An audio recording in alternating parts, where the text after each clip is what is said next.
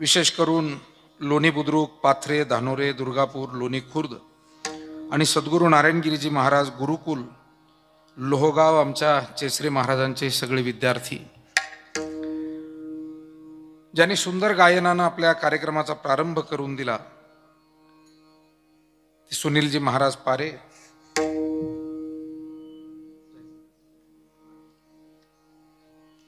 आमचे विलासजी महाराज कोतकर, या ठिकाणी आवर्जून उपस्थित असलेल्या जिल्हा परिषदेच्या माजी अध्यक्षा सन्माननीय सौभाग्यवती शालिनीताई विखे पाटील, आमचे तरुण स्नेही ध्रुव राजेंद्र विखे पाटील,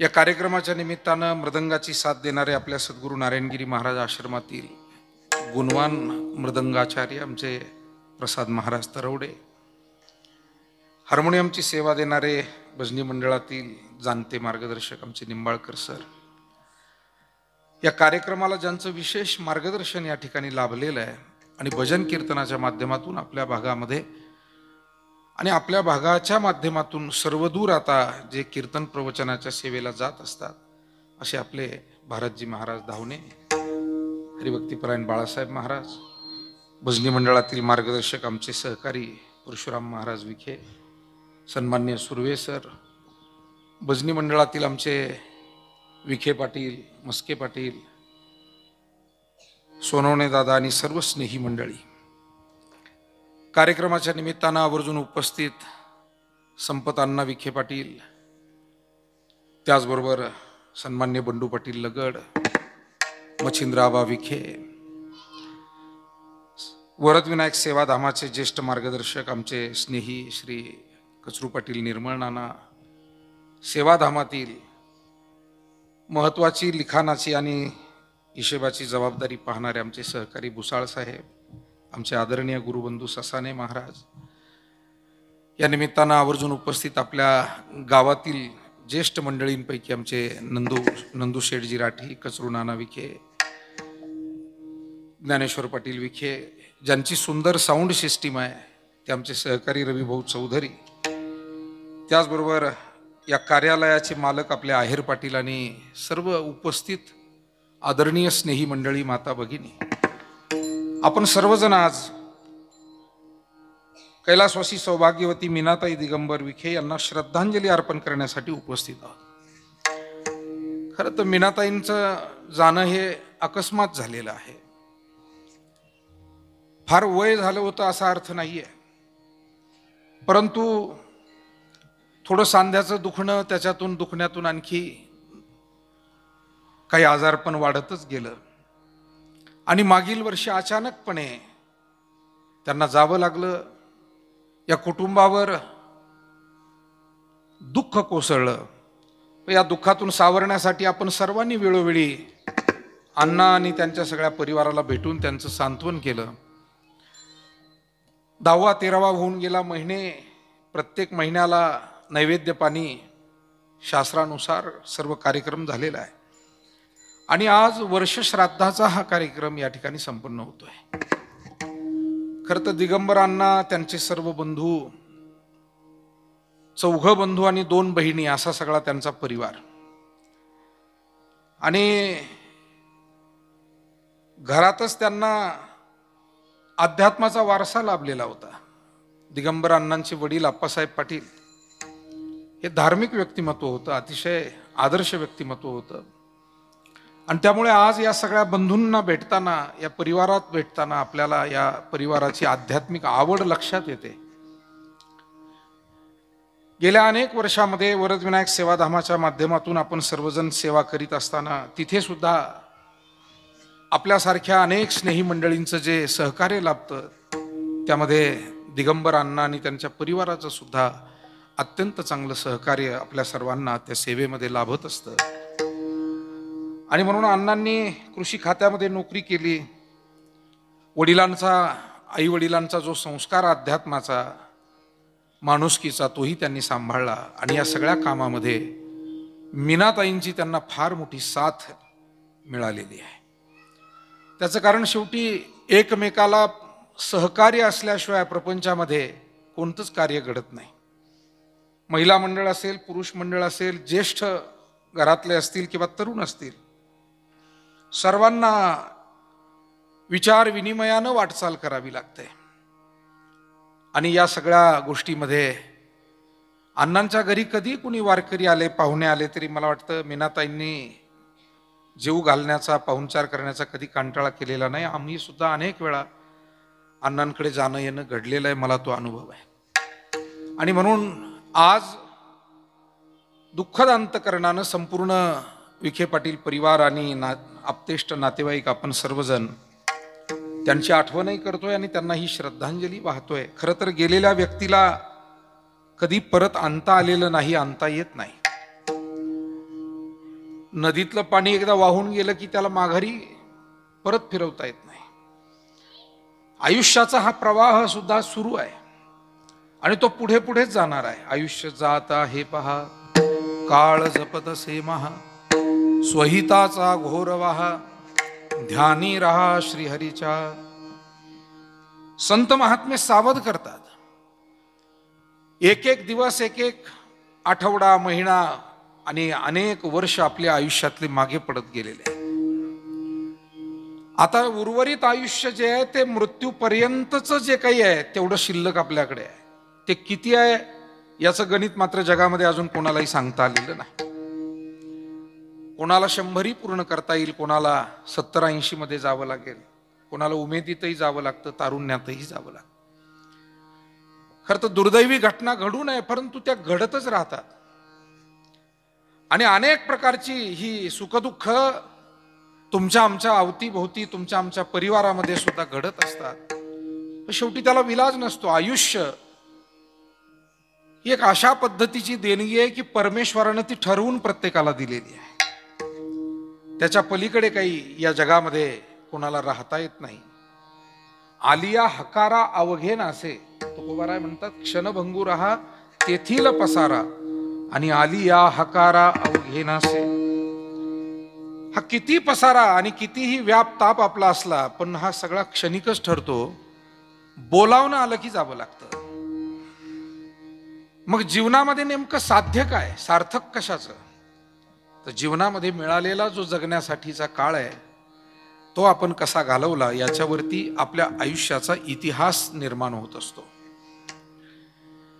आणि तो निर्माण करणं हे आपल्या हातात आहे. ते परमेश्वराने आपल्या स्वाधीन केलेलं आहे. श्रीमद भगवत गीतेच्या 2ऱ्या अध्यायामध्ये भगवान म्हणाले, कर्मण्येवाधिकारस्ते मा फलेषु कदाचन मा कर्मफल हेतुर्भुर माते संगोस्त्व कर्मणी. श्रीमद भगवत गीता हा फार थोर श्रेष्ठ ग्रंथ आहे आणि या ग्रंथातील हा श्लोक आपल्यासारख्या सर्व सज्जनांना निश्चितपणे माहिती आहे. परमेश्वरानं आम्हाला देह दिला, बुद्धी दिली, जगण्याची संधी दिली. बरवी हे वेळ सापडली संधी, साह्य झाली बुद्धी संचिताची. पण मिळालेल्या संधीचं नेमकं काय करायचं हे ज्याच्या त्याच्या हातात असतं. बरं, तुम्ही सारखंच भांडवल 4 लोकांना दिलं तरी त्याचा सारखाच उपयोग ते करू शकतील असं नाही. कारण त्यांना त्याविषयीचं ज्ञान पाहिजे, भान पाहिजे, जाण पाहिजे. नाही तर कधी कधी 1 लाख रुपये भांडवल दिलं वडिलांनी मुलांना, 3 मुलं आहेत, तिघांना दिलं. एकानं ₹1,00,000 चांगल्या व्यवसायात गुंतवले आणि लाखाचे 1.5 लाख वर्ष 2 वर्षात त्यानं केले.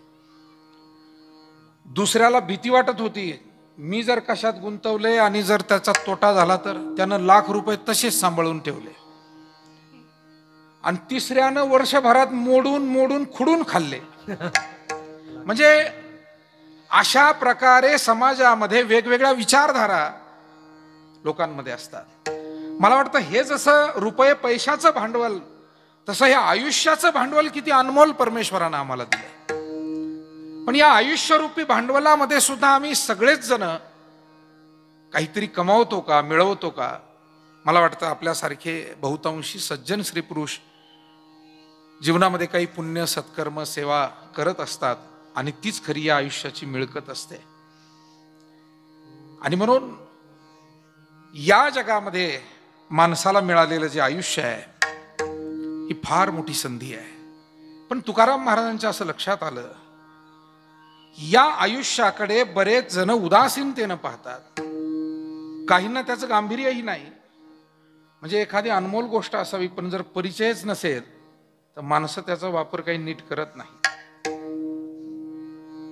परीस हा लोखंडाला लावलं की सोनं होतं असं पुराणामध्ये वर्णन आहे. कदाचित तो पुराण काळातच पूर्वी असावा.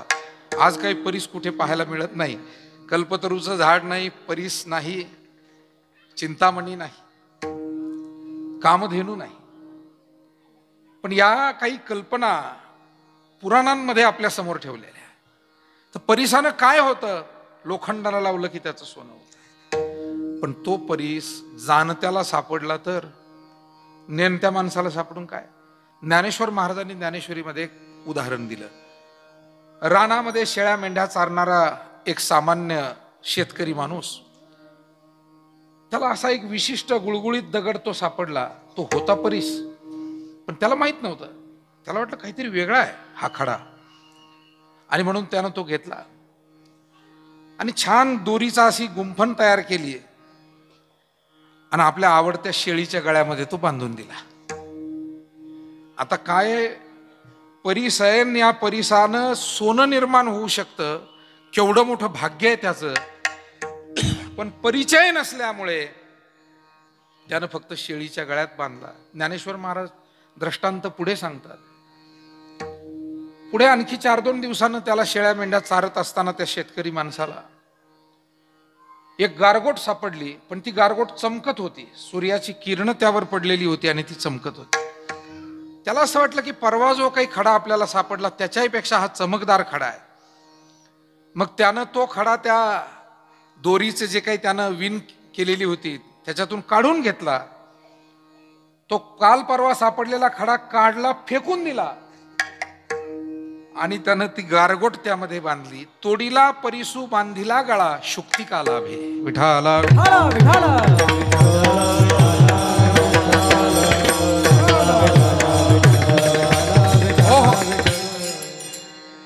तसं शेती तीच असते, पण ती अत्यंत चांगल्या पद्धतीनं करणारे आपल्यासारखे शेतकरी असतात आणि ते निश्चितपणे 2 पैसे मिळवतात. शिक्षण तेच असतं. काही माणसांचं शिक्षण सारखंच झालेलं असतं, तरी पण ती व्यक्तिमत्व भिन्न असतात. कारण एकाला त्याचं महत्व कळतं आणि त्या माध्यमातून जीवन कसं पुढे न्यायचं हे त्याला अवगत असतं. दुसऱ्याला ते शिक्षण असून सुद्धा त्याचा उपयोग करता येत नाही.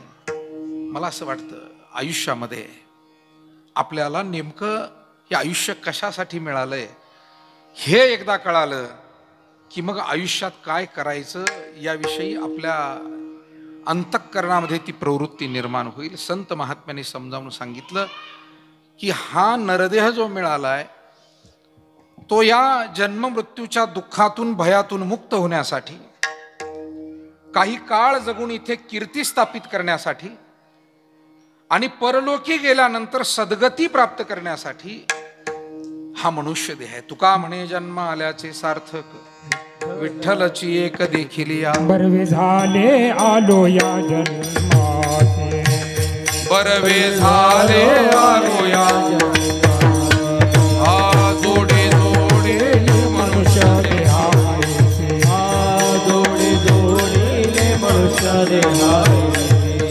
महालाभाचे उत्तम राशी, महालाभाचे उत्तम राशी, जेने सर्व सुखाची पात्र होईले दिले इंद्रिय हात पाय कान, दिले इंद्रिय हात पाय कान, दिले सर्व सुखाची पात्र होईले दिले इंद्रिय हात पाय कान, दिले इंद्रिय हात पाय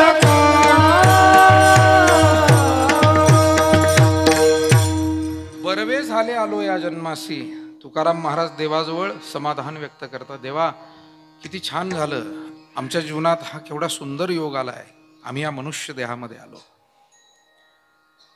मनुष्य देहामध्ये येणं किती भाग्याचं आहे सांगतो आपल्याला. स्वर्गामध्ये देव पदवी मिळते म्हणतात, पण तुकाराम महाराज म्हणतात स्वर्गीचे अमर इच्छिता ती देवा, मृत्यूलोकी व्हावा जन्मा नारायण नामे होऊ जीवन मुक्त, कीर्तनी अनंत गाऊ गीती. मनुष्य देहामध्ये पुण्य करता येतं, मनुष्य देहामध्ये सुख प्राप्त करता येतं, सेवा करता येते, आशीर्वाद घेता येतात. आणि सेवा सत्कर्म आशीर्वाद घेतल्यानं व्यक्तिगत समाधानही मिळतं, जगात सन्मानही मिळतो, शेवटी सद्गती मिळते. देव पदवी प्राप्त झाल्यानं फक्त केलेल्या पुण्याचा लाभ घेता येतो, नवीन पुण्य करण्याची सोय नाही, सद्गतीला जाण्याची सोय नाही. उलट त्या देवपदावरून अधोगतीलाच यावं लागतं. तुका म्हणे जाती पुण्यक्षये अधोगती, महाराजांचे शब्द आहे. पुण्यक्षय म्हणजे पुण्याचा क्षय झाला, पुण्य संपलं की त्यांना अधोगतीला जावं लागतं. या सगळ्या विचारातून आपल्याला तुम्हा आम्हा सर्वांना मिळालेला मनुष्य जन्म किती महत्वाचा आहे हे लक्षात येईल. पण त्या परिसाचं जसं उदाहरण सांगितलं, काहींना काही विशेष गोष्टींचा परिचय असतो, पण अनेकांना कधी कधी नसतो. एखादा ग्रंथ आहे, मी उदाहरण सांगत असतो, आपल्या घरात आपल्या आईवडिलांच्या हातचा ग्रंथ आहे, पण जर पुढच्या पिढीला ते माहीतच नसेल की हा तुकाराम महाराजांचा गाथा आहे की ज्ञानेश्वरी आहे की हे नाथ भागवत आहे, माहीतच नाही. आणि मग बरेच दिवस झाले जुनी पानी पुस्तकं, काही पेपर अमकं धमकं पडलेलं आहे, त्याला आपल्या घरामध्ये रद्दी म्हणतात, नाही का. दिवाळीचा सण आला, घर झाडाय झटकायला काढलं आणि घरातल्या सगळ्या लोकांनी ते जे पुस्तकं जुनी पानी ती रद्दी काढली बाहेर, देऊन टाकली दुकानदाराला. अहो, त्या रद्दीमध्ये ज्ञानेश्वरी दिली ना जुनी वडिलाच्या हातची. आता खरं म्हणजे त्याला त्या कागदांना रद्दी म्हणायचं का माणसाला रद्दी म्हणायचं हाच भाग आहे. ज्ञानेश्वरी कळू नये म्हणजे केवढा रद्दीपणा आहे हा. बर, गमतीचा भाग असा आहे, ज्या दुकानदाराला विकलं तोही रद्दी, त्यालाही माहित नाही ही ज्ञानेश्वरी आहे, त्याला तरी कळावं. लोक म्हणतात द्या छटाक, काय जिरे द्या, मोहरी द्या, हळद द्या. तो आपला थुका लावतो, ते पान फाडतो, त्यात बांधून देतो. हे का घडतं असं? जो जेथीचे गौरव नेने तयासी ते भिंगुळवाने, हा अप्रसंगुतेने म्हणावा की मायबाप हो. आपल्याला चांगली माणसं आयुष्यात भेटतात, माणसं सुद्धा आपल्याला कळाली पाहिजे. आपल्याला चांगला योग, चांगल्या संधी जीवनामध्ये येतात, कधी कधी शिक्षणाच्या, सेवेच्या, सत्कर्माच्या, त्याही आपल्याला ओळखता आल्या पाहिजे. आणि मनुष्य जीवन जे आपल्याला मिळालं, आज जर आपण पाहिलं, रस्त्यावर चालताना लक्षात येतं की जीवन किती स्वस्त आहे. स्वस्त नाहीये, पण लोकांना ते स्वस्त वाटतं. म्हणजे ज्या पद्धतीनं माणसं चाललेली असतात, काही लोक 31-40% लोक शिस्तबद्धरित्या प्रवास करतात, कारण आम्ही दररोज 2 तास कीर्तन करतो आणि 7-8 तास प्रवास करतो, त्याच्यामुळे कीर्तनापेक्षा प्रवासाचाच अभ्यास आमचा जास्त आहे. रोज तरुण मुलं, मागे एक दिवस असंच कोपरगावून शिर्डीकडे येत होतो, एक 10वी-11वीचा पोरगा असेल, त्याच्या आईला घेऊन मोटरसायकलवर तो चाललेला होता. त्या आई बिचाऱ्या मागं बसलेल्या, आणि त्या आईसाहेब बसलेल्या तरी तो असा वाकडा तिकडा, इकडं हॉर्न वाजव, इकडून वाकडी घाल. आता काय करणार? कोणाकोणाला तुम्ही सांगणार, कोणाकोणाजवळ थांबणार? प्रश्न कठीणच आहे. पण मनामध्ये असं येऊन जातं की या लोकांना आयुष्य इतकं स्वस्त वाटतंय. बाबा रे, आज मिळालं ते किती युगानंतर आपल्याला हे मनुष्य जीवन मिळालंय. बहुता दिवसा फेरा आला या नगरा,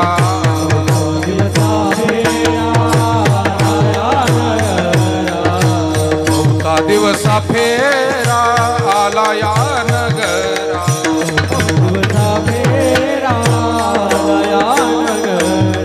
जगजोगी जगजोगी जाग जाग बोलती, जगजोगी जगजोगी जाग जाग बोलती, जगजोगी जगजोगी जाग जाग बोलती, जगजोगी जगजोगी जाग जाग बोलती.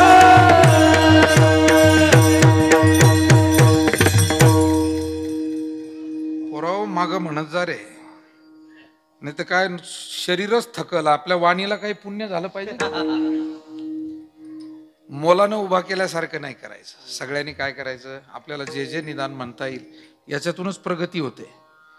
मागं म्हटलं पाहिजे जे जे आपल्याला निदान, जो अभंग येईल, जो कानावर पडेल, कारण हे आपल्याला मीनाताई किंवा दिगंबर अण्णासाठी नुसतं नाही करायचं, हे आपल्या स्वतःच्या समाधानाचं साधन आहे. भजन पूजन आज त्यांच्या निमित्तानं आपण या ठिकाणी व्यासपीठावर उभे असलो तरी ही सेवा धार्मिक सेवा आहे, संप्रदाय सेवा आहे.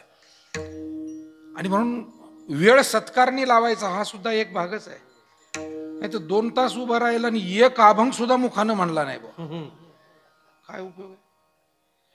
म्हणजे वेळ वायाच गेला की नाही. 2 तासात काय झालं? शेवटी एक उपरणं घेऊन घरी गेला, बाकी काहीच पदरात पडलं नाही. विठाला विठाला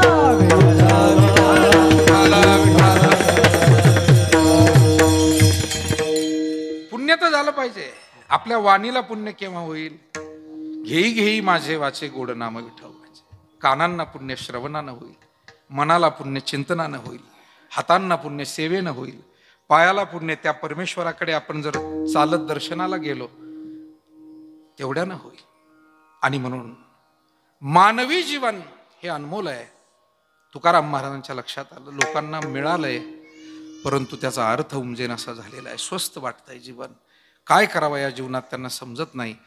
आणि मग जीवन आणि जीवनासंबंधाने काही मार्गदर्शन आपण करावं या उद्देशानं तुकाराम महाराज या अभंगाच्या माध्यमातून समाजापुढे मार्गदर्शन तुमच्या माझ्या सर्वांपुढे ठेवतात की हे मिळालेलं जे आयुष्य आहे त्या आयुष्यात जो कालावधी जन्म ते मृत्यू याच्यामध्ये जो कालावधी मिळालाय तो कालावधी वाया जाता कामा नये. जसं आपण एखाद्या तीर्थाला जर गेलो ना तर आपण तिथले देवस्थानं पाहतो, तीर्थामध्ये स्नान करतो, तिथल्या दुकानात जाऊन काही पूजा साहित्य घेतो, काही ग्रंथ घेतो, आपण वेळ सत्कारणी लावतो. आपण असं म्हणत नाही की आता फार कंटाळा आला आणि आम्ही काशीला आलोय, जाऊ दे आता झोपून राहू, नाही जायचं दर्शनाला. आता एवढ्या लांब जाऊन काय उपयोग आहे? मग काशीला जाऊन जर झोपा काढल्या तर मला वाटतं हे चुकीचं आहे ना. असं कोणी करत नाही, कारण तिथे आपण क्वचित गेलेलो असतो आणि म्हणून आपण तिथला वेळ कारणी लावतो. पंढरीला सुद्धा आपले वारकरी जेव्हा जातात, फळावर जाऊन एखाद्या मठात जाऊन कीर्तन ऐकणं, प्रदक्षिणा करणं, चंद्रभागेचं स्नान करणं, पांडुरंगाचं दर्शन घेणं, काही ग्रंथ तिथून खरेदी करून घरी आणणं, कुंकू बुक्का हळद घेऊन येणं. माणूस उगीच लोळत पडला पंढरीत जाऊन, कीर्तनही ऐकलं नाही, स्नानही केलं नाही, तर त्या पंढरीला जाण्यात तरी काय अर्थ आहे? पण असा सुद्धा एखादा नमुना आपल्या बरोबर असतो, हे मात्र आपल्याला अनुभवायला आलेलं आहे. विठाला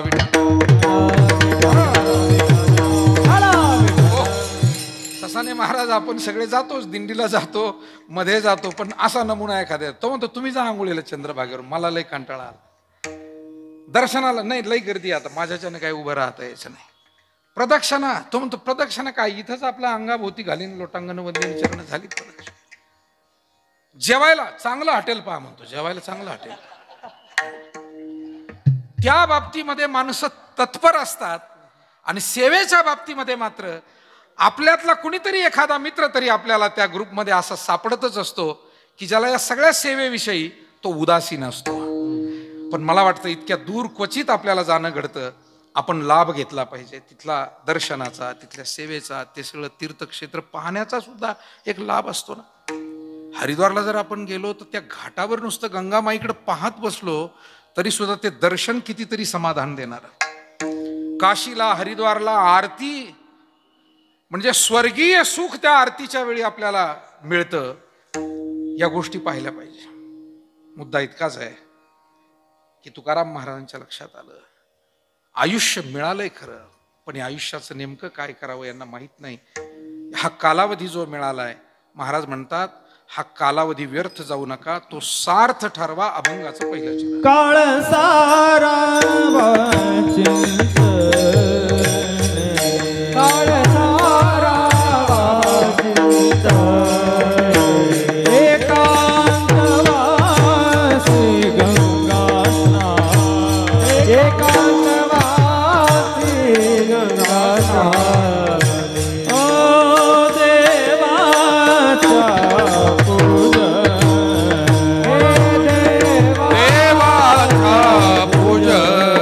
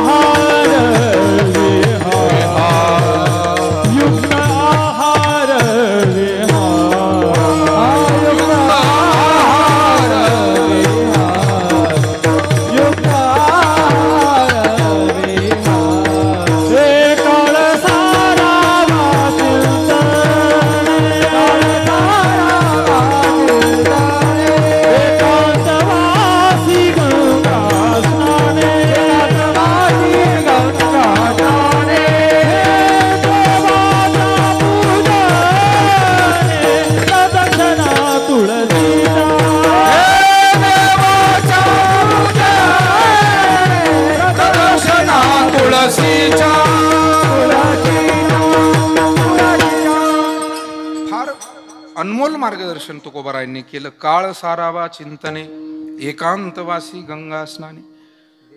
आयुष्यातला काही बराचसा काळ हा प्रापंचिक जबाबदारी सांभाळण्यात जातो आणि ती जबाबदारी सांभाळणं ही सुद्धा एक प्रकारची सेवाच आहे.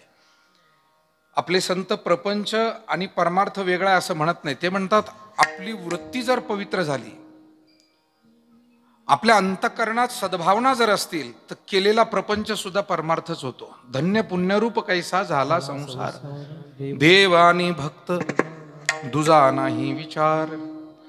तया सर्वात्मका ईश्वरा स्वकर्म कुसुमांची विरा, पूजा केली होय अपारा तोषाला.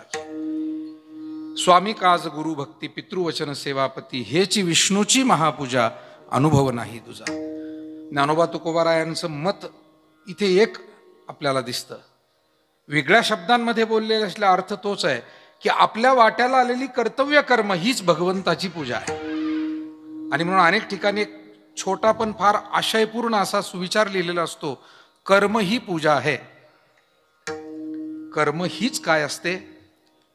आणि म्हणून जसं डॉक्टर मंडळी त्यांचं काम चांगलं करतात, ही पूजा आहे. आपले सर्व आपण सगळी शेतकरीच मायबाप मंडळी आहात. शेतकरी राबतो, पिकवतो, शेतीचं नियोजन करतो. मला वाटतं हा फक्त शेतकरी स्वार्थासाठी करत नाही, त्याच्यातून फार मोठा पुण्य परोपकार घडत असतो. कोरोनामध्ये अनेक कारखाने बंद ठेवावे लागले. वेगवेगळ्या वस्तूंचे निर्मिती करणारे उद्योग व्यवसाय सुद्धा बंद ठेवावे लागले.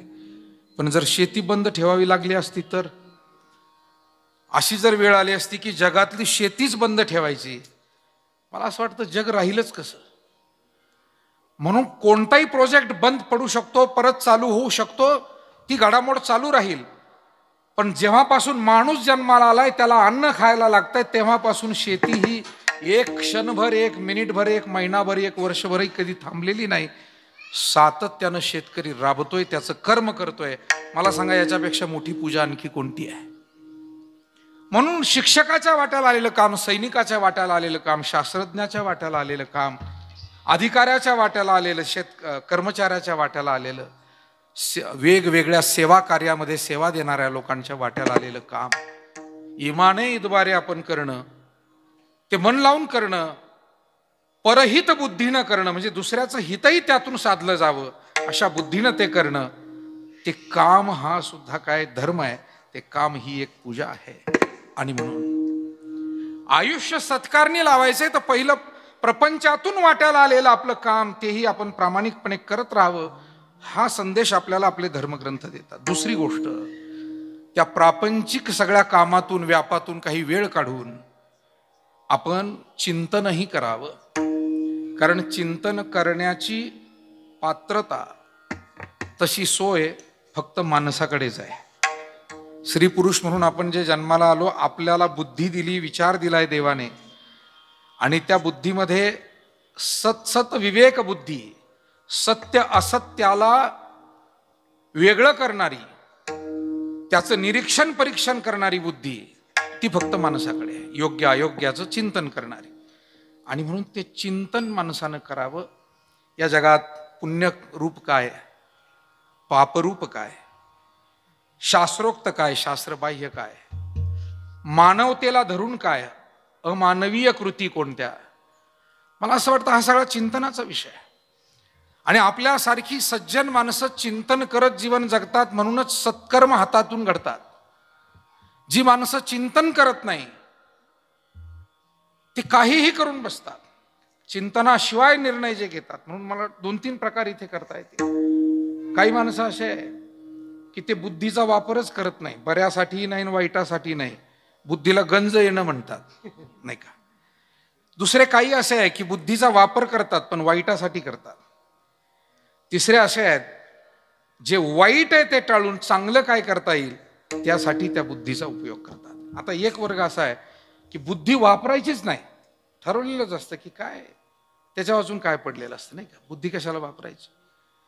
परवा मी एका कीर्तनाला गेलो, पत्रकार साहेब, ज्यांच्याकडे कार्यक्रम होता त्यांचा पोरगा म्हणाला, महाराज आमची शेती आहे, अमका आहे, धमका आहे, आणि माझं व्हेज नॉन व्हेजचं हॉटेल आहे म्हणे. आणि मी कीर्तनाच्या स्टेजवर आलो.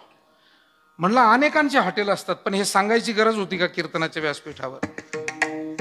याचा अर्थ त्याला काय झालं? बुद्धीचा वापर करण्याचं त्याला ज्ञान. उद्योग व्यवसाय असू शकतो कोणाचा काही, पण कीर्तनकाराला, आणि ते तुझ्या घरी कीर्तनाला आल्यावर आणि हे सांगायचे, आणि कीर्तनकाराने हे सांगायचं कीर्तनात, हा काय धंदा झाला म्हणलं बा. विठाला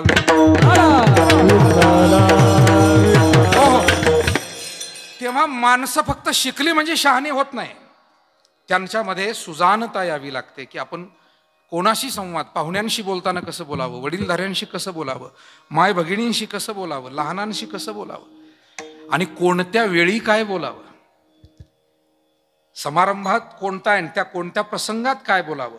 आपण लग्नाला आलो तर काय चर्चा असावी, मयताला गेलो तर काय चर्चा. आपल्यासारख्या सुज्ञ माणसांना हे सगळं माहिती असतं.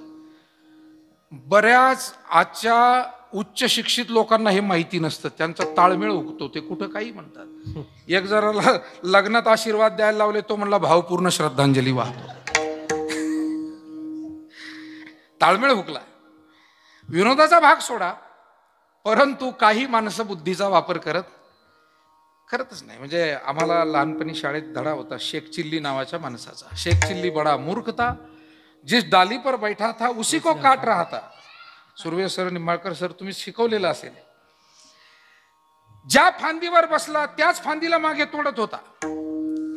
मला असं वाटतं हा बुद्धीचा वापर न करणं आहे. आणि असंच कधी कधी घडतं, आपण विनाकारण आपल्या चुकीच्या स्वभावानं आपले नातेसंबंध तोडतो. हा शेख चिल्लीच नाही तर काय. आपण आपल्या आरोग्याला धोक्यात घालतो, हा मूर्खपणा नाही तर काय आहे. आपण आपली कर्तव्य आपल्याच हातानं मातीत मिळवतो, आपली नाव कीर्ती. आणि म्हणून बुद्धीचा वापर न करणे फार महागात पडतं. दुसरा वर्ग असा आहे, बुद्धीचा वापर करतो, परंतु तो रावणाप्रमाणे, कंसाप्रमाणे, लादेनप्रमाणे किंवा कसाबप्रमाणे. म्हणजे पूर्वीच्या पासून तर आतापर्यंत अशी उदाहरणं आपल्या डोळ्यासमोर आहे. ही बुद्धिमानच लोक होते. रावण बुद्धिमान आहे, दुर्योधन बुद्धिमान आहे, कंस बुद्धिमान आहे. हे काही सामान्य नाही आहे. लादेन किंवा अगदी 10वी न शिकलेला कसाब, पण उज्ज्वल निकम त्यांच्या व्याख्यानांमध्ये सांगत असतात की तो अत्यंत बुद्धिमान होता, तो कसाब. म्हणजे एवढ्या मोठ्या वकिलाला सुद्धा कस लागला त्याच्याकडून माहिती काढायला आणि ते सगळं करायला. उज्ज्वल निकम म्हणतात तो काही साधा नव्हता.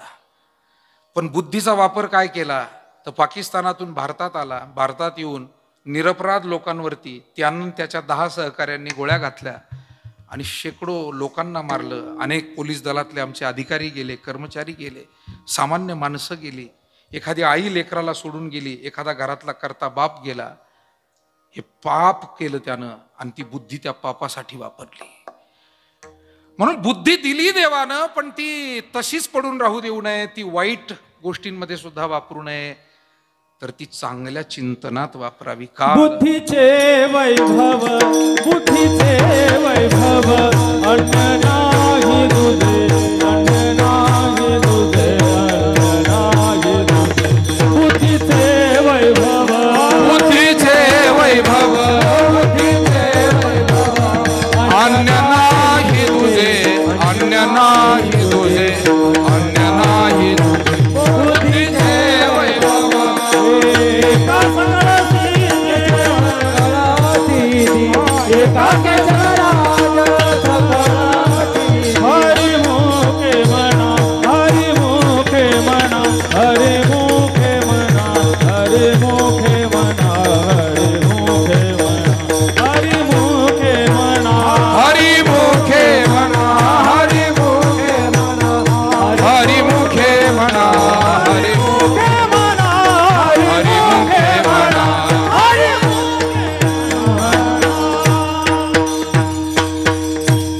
हरिपाठामध्ये माऊलींनी सांगितलं, बुद्धीचे वैभव अन्य नाही तुझे, एका केशवराजे सकळ सिद्धी. अर्थात भगवान परमात्म्याचं चिंतन, त्याला ओळखणं, समजून घेणं. हे जगत म्हणजे काय, जगत नियंता म्हणजे काय, आणि त्यानं दिलेलं हे जीवन म्हणजे काय. वेदांत शास्त्रामध्ये शिष्य आपल्या गुरुला प्रश्न विचारतो, कोहम कथमिदम जातम को वै कर्तास्य विद्धते उपादानम किमस्ति ह विचार सोयमिदृशः. वेदांत ग्रंथामध्ये हा प्रश्न एक शिष्य आपल्या गुरुजींना विचारतोय, को अहम, गुरुजी मी नेमका कोण आहे, मला अजून याचा तपास लागत नाही, मला त्याविषयी मार्गदर्शन करा. को अहम कथम इदम, हे सगळं काय आहे, अवतीभोवती हे जे ब्रह्मांड आहे, जग, हे नेमकं कसं आहे, कधी निर्माण झालंय, कोण चालवत आहे, हे काय आहे नेमकं. कथम इदम, कोवय करता, आणि या सगळ्याचा करता कोण आहे. माणसानं निदान जेवल्यावर अन्नदाता कोण आहे एवढी तरी माहिती घेत जावी. नाही, आपण जर एखाद्या पंक्तीला जेवलो तर निदान बुवा आजचा अन्नदाता कोण आहे, नाही भेट झाली तर मनातून तरी त्याला शुभेच्छा देऊन आपण तिथून जात असतो. पण जेवून झाल्यावर सुद्धा जर आपल्याला माहीतच नसेल अन्नदाता कोण आहे, कधी कधी त्यालाच माणसं म्हणतात, अहो सारखा तिकडं बसू द्या आम्हाला, माहीतच नसतं. तसं या जगात आम्ही आलो, ज्यानं आम्हाला जन्माला घातलं, त्याच्या शक्तीनं आम्ही जगलो राहिलो, आणि तरी काही लोक म्हणतात देव नाही, म्हणजे त्याच्याच आधारानं जन्माला यायचंय, त्याच्याच कृपेनं जीवन जगायचंय, आणि पुन्हा त्यालाच नाकारायचंय. असूनी मालक घरचा म्हणती चोर त्याला, एक नाट्यपद आहे ना, असूनी खास मालक घरचा म्हणती चोर त्याला. विठाला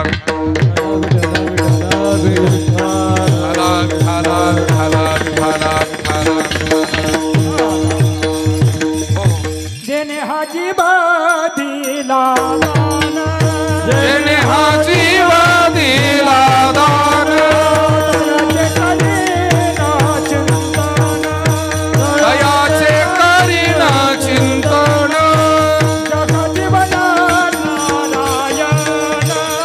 जग जीवन नारायण, गाईन गुण दयाचे,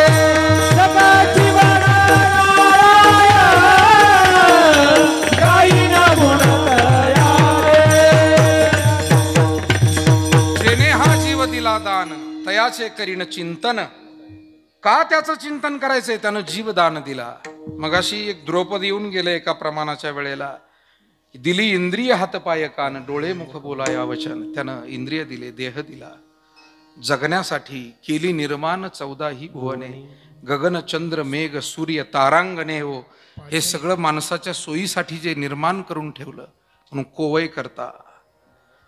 आणि उपादानम किमस्तिह, याचं उपादान कारण नेमकं काय आहे.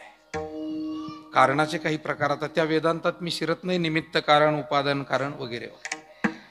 पण मुद्दा असा आहे की आपल्याला चिंतन करता आलं पाहिजे ते आपल्या स्वतःच्या जीवनाविषयी, जगनियंत्याविषयी आणि या जगताविषयी सुद्धा. आणि त्या चिंतनातूनच मग भक्तीचा मार्ग दृढ होत जातो, पुण्याचा मार्ग आपल्याला सापडत जातो. म्हणून काळ सारावा चिंतने. सांगतो आपल्याला, या जगामध्ये अनेक थोर लोकांनी चिंतनात आपलं आयुष्य घालवलं, आणि त्यामुळे जगाच्या अनेक चिंता मिटल्या. कृषी क्षेत्रामध्ये अनेक लोकांनी अभ्यास केला, कष्ट केले, परिश्रम घेतले आणि संशोधनं केली. आज आपल्याला शेतीमध्ये अनेक चांगले बदल, आणि आज जगाला पुरेल एवढं अन्नधान्य त्या कृषी क्रांतीच्या, हरित क्रांतीच्या माध्यमातून आपल्याला मिळालं. मग किती कृषी शास्त्रज्ञांनी त्यासाठी अध्ययन केलं असेल, आणि म्हणून चिंतन केलं. म्हणून शिक्षण क्षेत्रामध्ये अनेकांनी अध्ययन चिंतन केलं, विज्ञान तंत्रज्ञानाच्या क्षेत्रामध्ये अनेकांनी अध्ययन चिंतन केलं, आणि आज विज्ञानानं माणसाचं जीवन हे अत्यंत सुसह्य केलेलं आहे. आपण आपल्या आजा पंजाच्या काळातलं जर पाहिलं तर जाण्या येण्याच्या अडचणी. मगाशी बसलो त्यावेळेला आमचे परशुराम महाराज, भारत महाराज मला सांगत होते की दिगंबर अण्णांचे वडील आप्पासाहेब पाटील हे सदैव सायकलवर फिरायचे. म्हणे आपल्या लोणीमध्ये तसं सायकलची आवड असलेली जुनी पिढी. कुंडलिक पाटील तुम्ही चालवता का अजून? चालवते, बरं आहे. ते सायकलची आवड असणारी जुनी पिढी सगळी, त्यामध्ये आप्पासाहेब पाटील यांना सुद्धा सायकलची फार आवड होती. आणि त्यांनी काय जुनी कंपनी म्हणले, कोणती का? रायली. हा. आणि मग त्यांना ते टोपण नाव पडलं आप्पासाहेब पाटलांना. मला ते सांगत होते, म्हणजे जुन्या काळात आता ह्याशी टोपण नाव असायची. रायली कंपनीची सायकल होती म्हणून त्यांना सगळे रायली आप्पाच म्हणायचे.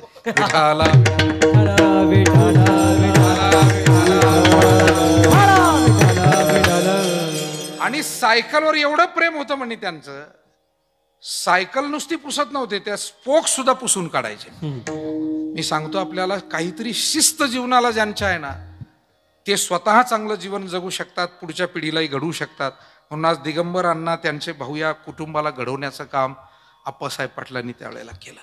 अतिशय स्वच्छता, शिस्तीची आवड, मला वाटतं असे अनेक गुण घेण्यासारखे जुन्या पिढीचे असतात. या आमच्या आया बहिणींकडून म्हणा, आपल्या अनेक सत्पुरुषांकडून म्हणा. आणि म्हणून मानवी जीवनामध्ये अनेक क्षेत्रात संशोधनं झाली. विज्ञानाच्या क्षेत्रात आता किती क्रांती. सायकलवर फिरणारा माणूस विमानानं फिरू लागलाय, आता हेलिकॉप्टर आलंय, विमान आलंय, कदाचित उडती कार. गडकरी साहेब त्यांच्या भाषणांमधून सांगत असतात की केबल कार, की जी कार जमिनीवरून नाही तर वरनं जाईल आणि ट्रॅफिकचा त्रास कमी होईल. अर्थात काही माणसं हे बोलण्याप्रमाणे करणारी असतात आणि म्हणून त्यांच्या बोलण्याकडे आपण लक्ष हे दिलं पाहिजे. मुद्दा इतकाच आहे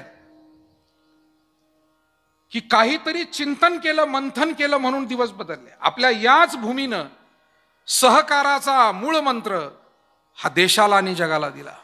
पद्मश्री विठ्ठलराव विखे पाटलांनी गोर गरीब माणसं एकत्र येऊन शेतीपूरक व्यवसाय उभा करू शकतात सहकाराच्या माध्यमातून, हे त्यांनी त्यावेळेला दाखवून दिलं. मला वाटतं हे चिंतनाचे विषय आहे. आणि म्हणून ज्यांनी ज्यांनी चिंतन केलं ते स्वतःही अमर झाले, अजरामर झाले, त्यांची कीर्ती झाली आणि जगासाठी त्यांनी चांगलं करून ठेवलं. आणि म्हणून बुद्धीचा वापर हा दुरुपयोगी पद्धतीनं, दुर्बुद्धी पण म्हणून करू नये, ती नुसतीच गंजूनही जाऊ देऊ नये, तर काळ सारावा चिंतने, काळ चिंतनामध्ये घालवावा. नाही तर काही लोक म्हणतील काळ सारावा चिंतेने, नाही का? नाही, चिंतेने नाही, चिंतने. काय झालं, एका ग्रस्ताला 2 मुलं, आणि त्याला सहज वाटलं की दोघांमध्ये कोण हुशार आहे, जरा एकदा परीक्षा तरी घेऊ. आणि म्हणून घराचा कारभारी नेमायचा आहे, याच्यातून कोण, 2 मुलांची परीक्षा घ्यायचं ठरवलं. म्हणे एक काम करा, आपला हा जुना वाडा आहे ना, मी तुम्हाला दोघाला वाड्यामध्ये आज जायला सांगणार आहे आणि 2-4 दरवाजे, खिडक्या भरपूर आहे, तुम्हाला माहिती आहे आपल्या वाड्याला, पण सगळं लावून घेणार आहे म्हणे आणि वाड्याच्या बाहेर येऊन दाखवायचं. तुम्हाला मी योग्य पद्धतीनं जबाबदारी मी देईल. बाप मुलांना म्हणाला. 2 मुलांना, तरुण मुलं 2 त्या वाड्यामध्ये सोडले. सोडल्यानंतर एक जण नुसता चिंता करत बसला, आता कसं बाहेर जायचं, कुणीकडून रस्ता असेल, आणि अशी कुठं परीक्षा घ्यायची का वडिलांनी आपली. एवढे मोठमोठे दरवाजे सगळेच लावून घेतले, ओढून तरी काय होणार, खिडक्या सगळ्या लावलेल्या आहे, चिंताच करत बसला. दुसरा जो एक होता ना, तो चिंतन करू लागला आणि फिरू लागला, विचारही करू लागला की चुकून एखादा जर उघडा राहिलेला असला तर प्रयत्न करून पाहायला काय हरकत आहे. मला वाटतं नशिबानं सगळे दरवाजे कधी बंद केलेले नसतात, कुठला तरी एखादा दरवाजा उघडा ठेवलेला असतो, थोडासा ढकलून पाहण्याची गरज असते, ढकलून पाहिला पाहिजे ना. त्या मुलानं तेच केलं, खिडक्या उडून पाहिल्या लावलेल्या, दरवाजे उडून पाहिले लावलेले, कुठं झरोका आहे का जायला नाही, काय करावं, पण प्रयत्न चालू आहे, चिंतन चालू आहे. आणि योगायोग असा, ज्या मुख्य दरवाजातून या दोघांना मध्ये सोडलं होतं त्यानं तो दरवाजा ओढून पाहिला, तो उघडाच होता, नुसतं लोटलेला होता. बापानं परीक्षाच घ्यायची होती बापाला. उघडल्याबरोबर हा बाहेर आला. बाहेर वडील म्हणले शाबास, वा वा, कसं काय सापडलं. तो म्हणला दादा प्रयत्न केले, चक्कर मारला, सगळीकडे लक्ष दिलं की कुठे बाहेर जाता येईल का. आणि योगायोग दादा म्हणे असा की हाच दरवाजा उघडा होता. बाप म्हणला मी उघडाच ठेवलेला होता, फक्त तुम्ही काही करता की नाही हे मला पाहायचं होतं. दुसरा कुठे आहे, नाही म्हणे तो जरा विचार करत बसलेला आहे. म्हणजे त्याला बसू दे विचार करत तसाच. मला एवढंच म्हणायचंय, चिंतेने चिंता वाढत जाती आणि चिंतनाने प्रश्न सुटत जातात. नुसती चिंता करून आयुष्यात काही होणार नाही. आपले ऋषीमुनी चिंतन करणारे होते. शून्याचा शोध भारतामध्ये लागला, आयुर्वेदाचा शोध भारतामध्ये लागला, ग्रह ताऱ्यांचा शोध भारतामध्ये लागला. आणि याचा आपल्याला स्वाभिमान असायला पाहिजे की हजारो वर्षापूर्वी सुद्धा आमचे पूर्वज हे अभ्यास करणारे, संशोधन करणारे, चिंतन करणारे होते. विठाला विठाला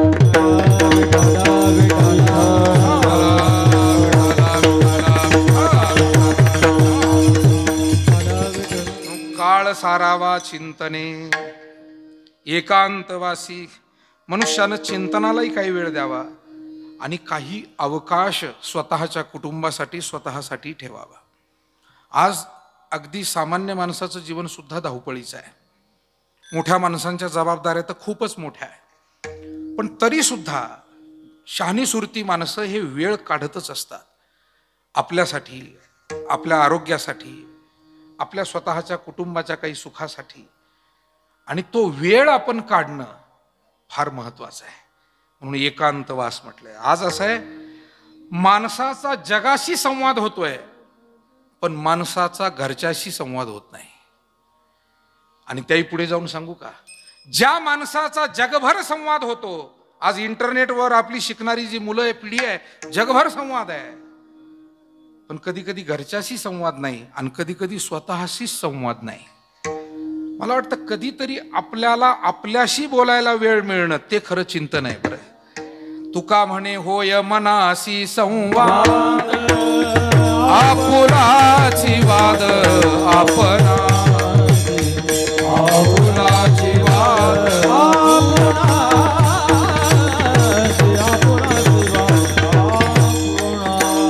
तुका म्हणे होय मनाशी संवाद, आपुलाची वाद आपणा, आपुलाची वाद आपणा, आपुलाची वाद तुका म्हणे होय मनाची संवाद, आपुलाची वाद आपणा, आपुलाची वाद आपणा, तुका म्हणे होय मनाची संवाद, आपुलाची वाद आपणा, आपुलाची वाद आपणा.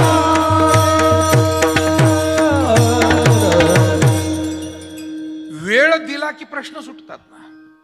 मनाशी संवाद झाला की मनोबल वाढत जातं, मन निर्मळही होऊ लागतं, दृढही होऊ लागतं, स्थिर होऊ लागतं आणि ते आपल्याला चांगल्या गोष्टी मग सुचवायला लागतं. पण त्यासाठी ध्यानातून, भजनातून, वाचनातून, कधी एकटंच बसून विचार करता करता मनाशी संवाद, मला वाटतं वाचनातून मनाशी संवाद चालू असतो. सतत आपलं मन त्या वाचत असलेल्या विषयाला पाडताळून पाहत असतं. या पूर्वीची काही ती माहिती किंवा याच्यात आणखी काही पुढे कल्पना, एकाच वेळी मन 3 गोष्टी तिथे करतं. म्हणजे जे वाचतोय ती ओळ, पूर्वी या संदर्भात काही वाचलंय त्याची आठवण, आणि काय असू शकतं आणखी याच्यामध्ये, असं काही मनाचं स्वतंत्र चिंतन. वाचनात एका वेळी एका क्षणाला या 3 गोष्टी चालू असतात. ही थोडीशी मानसशास्त्र आहे, ते बाजूला ठेवू आपण. विठाला विठाला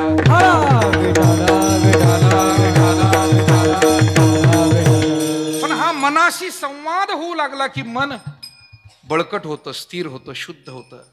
आणि म्हणून वाचन, ध्यान, भजन या गोष्टी माणसाला समृद्ध करणाऱ्या आहे. स्त्री पुरुषांना सर्वांना वाचनाची आवड असणं, ग्रंथांची आवड असणं, चांगले विषय माहिती करून घेत राहणं, तेव्हा गरज आहे ती संवादाची. काळ सारावा चिंतने एकांतवासी.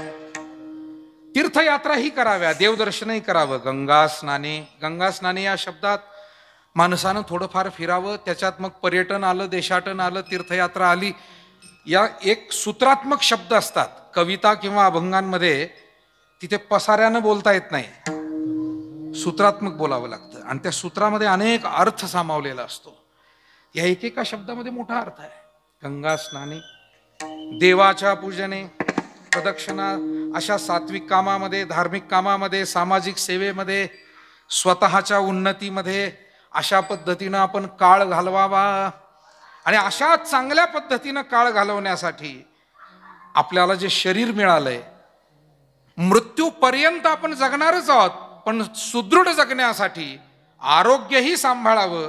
आणि महाराज ते दुसऱ्या चरणात, युक्त आहार विहार, युक्त आहार विहार, युक्त आहार विहार, युक्त आहार विहार, नेम इंद्रियाती सार, नेम इंद्रियाती सार, नेम इंद्रियाती सार, नेम इंद्रियाती सार,